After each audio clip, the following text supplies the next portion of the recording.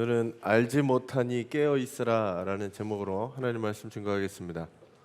오늘도 주님 앞에 나와 예배하는 저와 여러분이 하나님의 크신 은혜와 축복이 함께 하시길 바랍니다. 교회력으로 오늘은 새해가 시작되는 주일입니다. 대림절로부터 교회력은 시작합니다. 아기 예수님의 탄생을 기다리면서 또한 다시 오실 주님을 기다리는 이 기다림의 절기가 바로 대림절, 대강절, 강림절 이렇게 불렀습니다. 감리교에서는 저는 사실은 강림절로 쓰다가 최근에 대림으로 바꾼 것 같아요. 그러니까 이 강림이라고 하는 거는 하늘에서 내려오는 이 강림이라고 하는 게 성령 강림절하고 겹치는 표현이 있어서 이 기다릴 대자라고 하는, 그래서 대림 절기라고 이렇게 표현합니다. 영어로는 아드벤트라고 하는데, 아드벤트라고 하는 게 라틴어 아드벤투스에서 옵니다. 아드벤투스가 뭐냐면 온다라고 하는 표현이에요. 온다. 아드벤트는 출현 이런 표현으로 쓰지만 보통 강림절, 대강절, 대림절을 표현하는 게 아드벤트를 씁니다. 예수님의 오심을 기다리는 절기가 바로 대림절기입니다.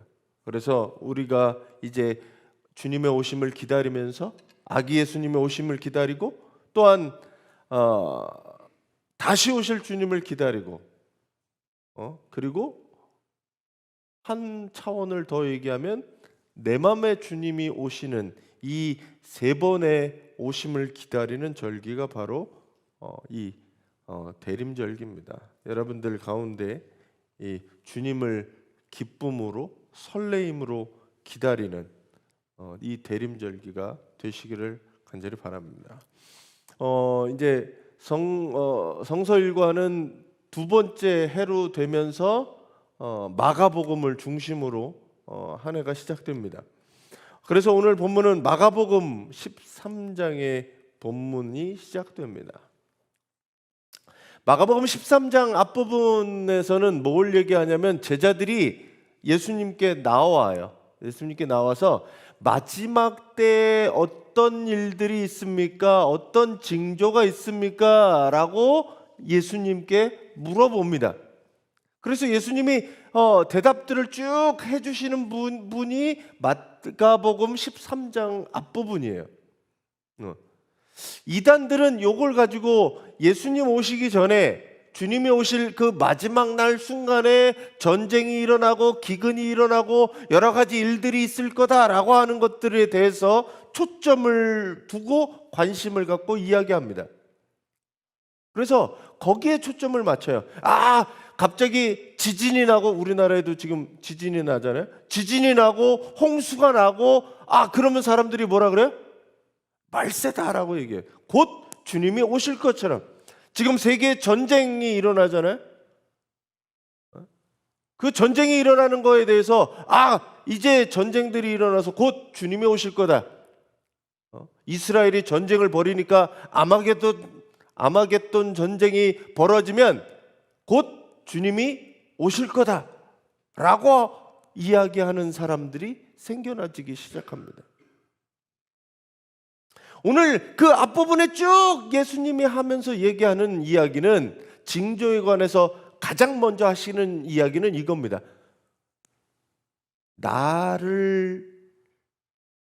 내가 그리스도다라고 속이는 사람들, 미혹하는 사람들이 나타날 거니 속지 말라라고 먼저 얘기해 주세요. 마지막 날에 중요한 거는 어떤 일이 있은 다음에 순차적으로 뭐가 일어나는 게 거기가 아니라 나를 그리스도라고 말하는 사람들이 등장하게 될 거고 거기에 속지 말라라고 주님은 말씀하고 있습니다. 예수님께서 이야기하는 거는, 그래서 이야기하는 게 뭐냐면 인자가 오는 것을 볼 것이다 라고 얘기하는 거예요. 13장 26절에 새 번역은 이렇게 되어 있습니다. 같이 한번 읽어주세요.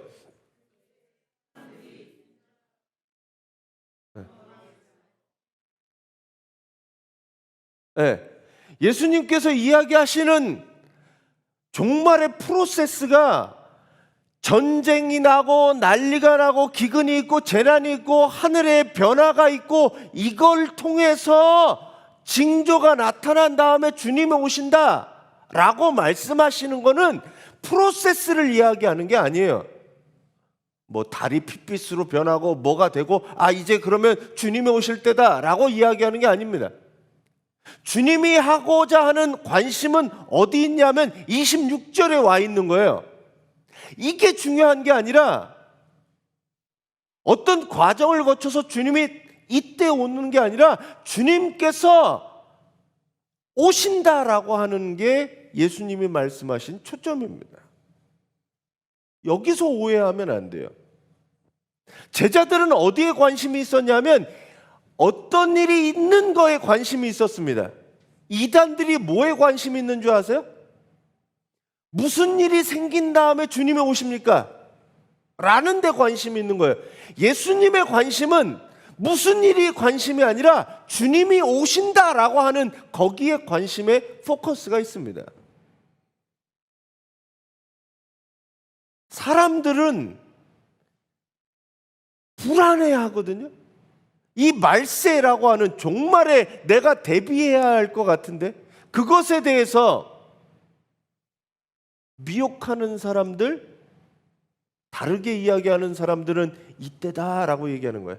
요 현상이 요거다라고 이야기하면서 사람들을 속이는 거예요. 예수님은 그것에 주의하라라고 이야기합니다. 마지막 때가 되었다. 이제 곧 주님이 오신다. 14만 4천 명이 되면 주님이 오신다라고 사람들을 미혹하는 거예요. 오늘 주님이 말씀하신 그 종말의 프로세스는 지금도 과거도 우리가 겪었습니다. 예전에도 천재지변은 있었고 홍수도 있었고 지진도 있었습니다. 전쟁도 있었습니다.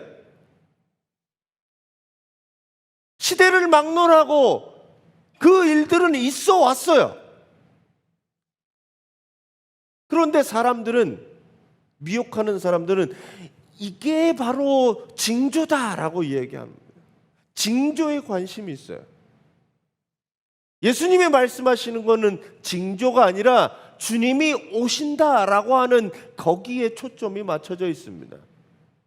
우리 성도님들도 주님이 언제 오신다가 아니라 어떤 징조 있은 다음에 주님이 오신다가 아니라 주님께서 우리에게 오신다라고 하는 거기에 초점을 맞추시고 그 말씀을 들으시기를 간절히 바랍니다.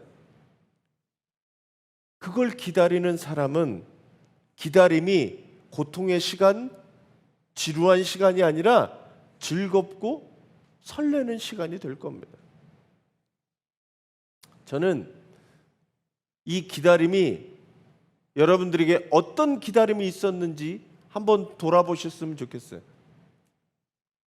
기다림이 때로는 시험을 앞두고 시험 보기 위한 기다림이 힘들고 어렵고 순간순간 나를 쪼여오는 느낌이 있을 수 있습니다.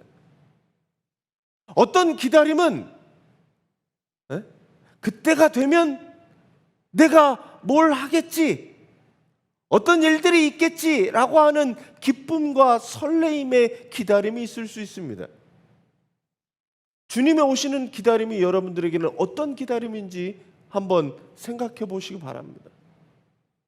주님이 여기서 얘기하시는 것은 어떤 징조, 그것이 중요한 게 아니라 주님이 우리에게 오신다. 그리고 너희들이 구름 타고 오는 것을 볼 것이다 라고 말씀해 주고 있습니다. 저는 예전에 어렸을 때 부모님들이 밖에 나가셨다가 돌아오실 때 크리스마스 선물을 사갖고 돌아오실 때 그 기다림이 가끔 이 설레는 그거하고 오버랩돼요. 아빠가 이제 좀 있으면 밤이 껌껌해지고 동생이랑 저랑 집에 있는데 밤이 껌껌해지고 있으면 아빠랑 엄마랑 선물을 사들고 이제 올 거예요. 오늘이 그날이야. 크리스마스 이브. 그래서 그 기다림. 그러다가 잠이 들었어요. 그리고 다음날 딱 일어났을 때 선물이 머리맡에 딱 있는 그 기다림이 얼마나 즐겁고 행복한 기다림이었는지 모릅니다. 내가 예수님을 만나는 순간이 그런 기다림과 설렘과 기쁨의 순간이 될지 아니면 나에게 공포의 순간이 될지 여러분들이 돌아보시기 바랍니다. 그래서 여러분 가운데 아멘 주 예수여 어서 오시옵소서 기쁨으로 주님을 맞이하는 우리 성도님들이 되시기 바랍니다. 그리고 나서 무슨 말씀을 하시냐면 무화과 나무에서 비유를 배워라 라고 이야기하십니다. 같이 한번 읽어주세요.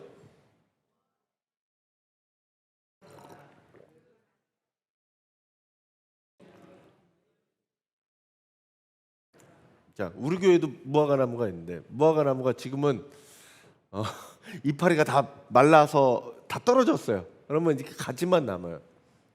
이 가지만 남았던 무화과 나무가 봄이 되면 물이 찹니다.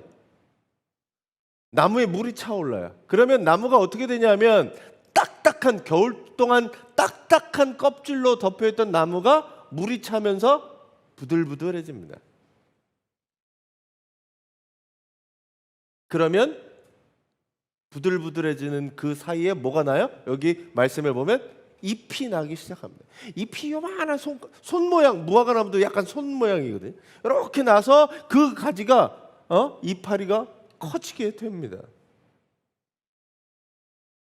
잎이 나는 징조, 그걸 보면 여름이 온 줄 아는 것처럼 어느 날 낙엽이 지고 하면 우리는 뭐가 오는 것 같아요? 겨울이 오는 걸 알죠. 겨울을 대비하잖아요. 그런 것처럼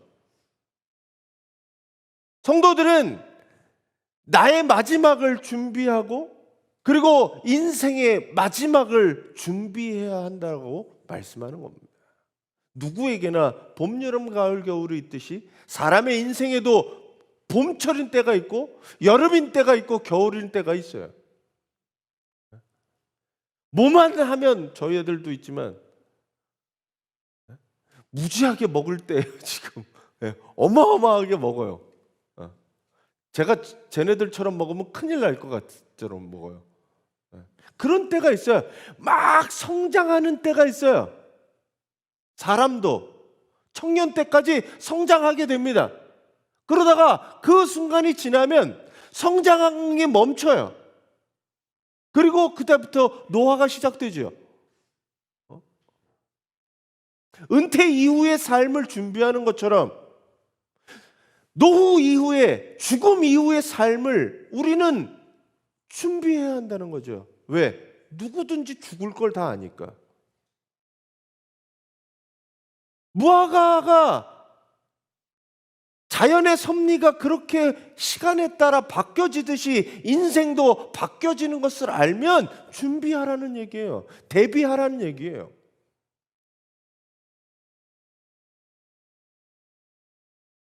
인생도 꽃피는 봄날이 있고 여름이면 풍성한 열매를 맞고 겨울이면 잎이 떨어지듯이 인생에도 맞춰야 할 시간이 누구에게나 찾아옵니다. 준비된 인생에게는 찬란한 영광의 천국이 기다릴 거고 그렇지 못한 사람에게는 영원한 멸망의 겨울이 찾아올 것입니다. 그래서 준비해야 합니다. 시간이 있을 때 내가 아직 하나님에게 갈 그런 기회가 있을 때 그 기회를 잡아야 하는 거지요. 심판의 날을 준비하지 않으면, 주님을 만날 그날을 준비하지 않으면 우리도 뒤에 나오는 악한 종처럼 그렇게 슬피 울며 이를 갈 날이 있을 거라는 이야기입니다. 그래서 주님을 만나는 그 순간 어떤 이들에게는 기쁘고 즐겁고 행복한 날이 될지만, 어떤 이들에게는 끔찍하고 대면하고 싶지 않은 날이 찾아온다는 이야기입니다. 전 여러분들이 하나님을 믿고 예수 그리스도를 믿고 그렇게 살아가는 사람으로서 주님 오실 날, 주님을 대면하는 그날 기쁨으로 맞이하시는 성도님들이 되시기 바랍니다. 에? 우주적인 종말이 아니라 내 개인적인 종말을 맞이하는 것도 마찬가지예요. 하나님이 나를 언제 부르시던 간에 그 부르시는 그날, 내가 주님 앞에 서게 되는 그날, 나는 어떤 모습으로 주님을 맞이하게 될 건가? 그것들을 기억하시기 바랍니다. 우리에게는 많은 사건과 사고들이 있습니다. 어느 순간 우리가 주님을 맞이할지 모릅니다. 그래서 내 삶은 주님을 항상 맞이할 준비를 하고 살아가야 되는 겁니다. 무엇을 하든지 어떤 순간에든지 주님을 만날 준비가 되어지시는 성도님들이 되시기 바랍니다. 종말에 관해서 우리가 두 가지를 조심해야 되는데, 하나는 내가 주님을 만날 그날이 아직 우리에게 오지 않을 거다라고 하는 말이에요. 그런 마음이에요. 주님의 오심을 저 멀리, 지금은 아니고, 그러다가 어느 순간 갑자기 주님을 만날 순간이 있다는 거죠.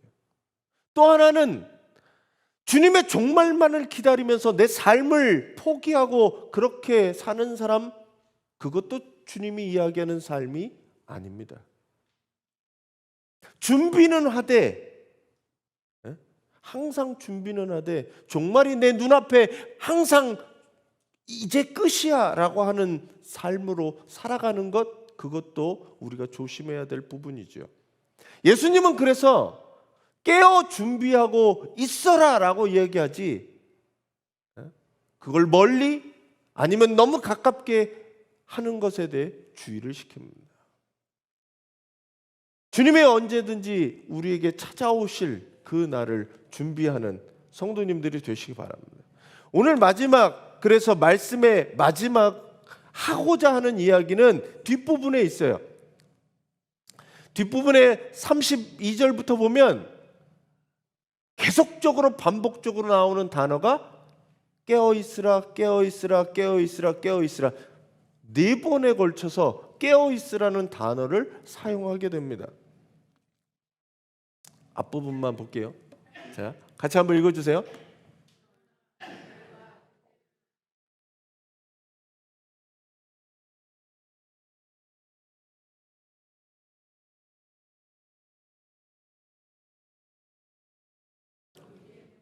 자, 예수님께서 뭐라고 얘기하시냐면 그날과 그때는 아무도 모른다예요. 아무도 모른다.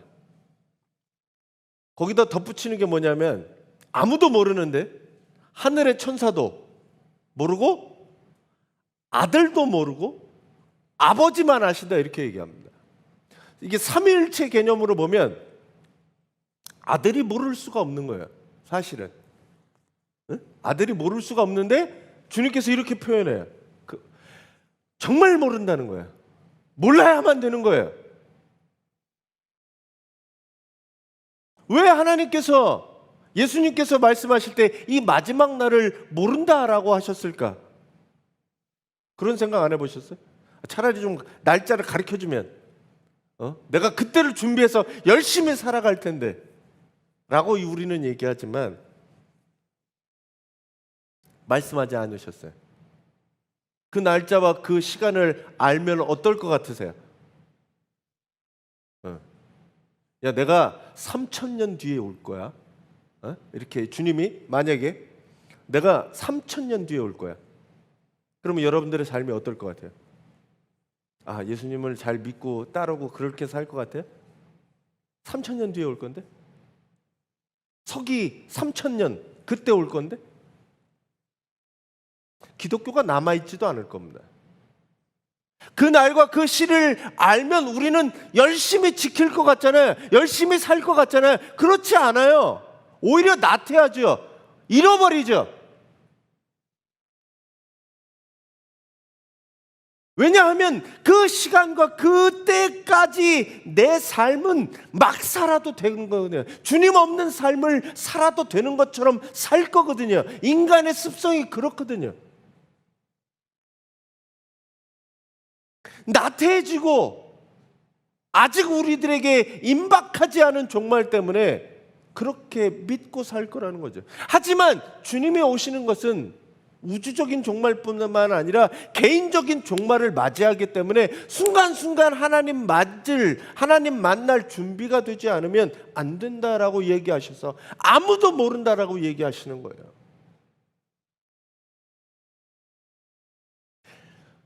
근데 누구는 안 돼요? 아버지만 아는 거예요. 근데 우리나라에도 그날과 그때를 아는 사람들이 중간중간에 우리나라 기독교 역사, 이단의 역사에 보면 등장하게 됩니다. 왜? 특별한 사람은 알려주셨다. 이따위 소리를 하는 거죠. 노아에게는 알려주셨다. 누구에게는 알려주셨다. 그런 얘기하는 거예요. 그렇게 해서 뭐 했느냐? 사람들을 속여간 겁니다. 그날과 그때를 아는 사람은 스스로 뭐가 돼요? 하나님이 되는 거예요. 왜? 누구만 아신다고 하셨으니까. 아버지만 아신다고 하셨으니까. 스스로 하나님이 되는 사람들 잘못된 거죠. 교묘한 얘기로 여러분들을 홀려서 이야기하는 그 모든 때와 날과 시간을 이야기하는 사람들로부터 멀어지십시오. 그건 가짜니까요.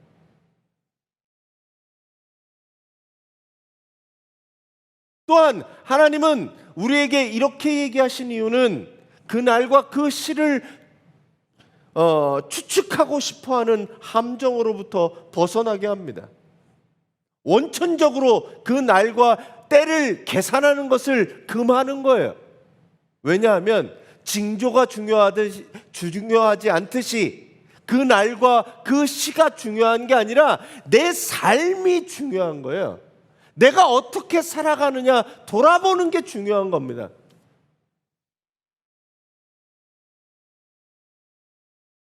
그래서 여러분들의 삶이 순간순간 내가 어떻게 살아가는지, 그 날짜와 시간을 계산하고 추측하고 그런 노력들, 징조를 알아보려고 하는 노력들, 그것들을 다 집어치우고 내가 할 일은 내 삶을 돌아보고 내 마음을 돌아보고 내가 어떻게 살아가고 있는지, 주님 맞을 준비가 되었는지 그거에 더 초점을 맞추고 살아가라는 말씀입니다. 그럼 어떻게 살아가야 깨어있는 삶이냐? 오늘 여기 뭐라고 얘기해요? 조심하고 깨어있어라. 왜냐하면 그때가 언제인지를 너희는 모르기 때문에 깨어서 조심히 준비하라는 이야기입니다. 오늘 뒷부분에 보면 어떤 얘기가 있냐면 집 주인이 종들에게 맡기고 떠나는 이야기가 나와요. 종들에게 뭘 맡겨요? 권한대로 사물을 맡겼다라고 얘기합니다. 주인이 먼 나라로 갈 때 그 종들에게 각각 그 종들에게 맡겨진 임무, 사명, 그리고 일대로 맡겨주고 떠났다라고 얘기해요. 특별히 문지기에게는 뭐라고 얘기하냐면 깨어 있어라. 너는 문지기의 역할은 뭐예요? 문에 지키는 거잖아요. 여기 깨어 있는 거죠. 다른 사람들에게도 이야기하는 게 뭐냐면 깨어 있으란 얘기입니다. 그러면 다른 사람들이 잠을 자지 않고 깨어 있으란 얘기예요? 아니에요. 맡은 바 임무를, 사명을 감당하고 있어라라고 얘기하는 거예요. 문지기는 깨어 있는 게 자기 일이니까 밤에 다른 사람들이 일할 때 본인은 자고 뭐 3교대가 됐든 2교대가 됐든 그렇게 문지기는 지켰겠죠. 그게 자기의 일이었어요. 다른 종들은 다른 일들을 했습니다. 그게 바로 깨어있는 일이었어요. 주인이 돌아올 때가 저녁인지 아침인지 새벽인지 닭이 울 때든지 그게 중요한 게 아니라 언제 오시든 나는 내 일들을 성실히 수행하면 됩니다. 그게 달란트 비유에 나왔던 이야기고 기름을 준비하는 사람들의 이야기였고 양과 염소에 나온 사람들이 양의 사람들이 그렇게 살았던 방식인 거죠. 언제 주님을 만나게 되더라도 내가 기쁨으로 그 주님을 만날 준비가 되어 있으란 이야기입니다.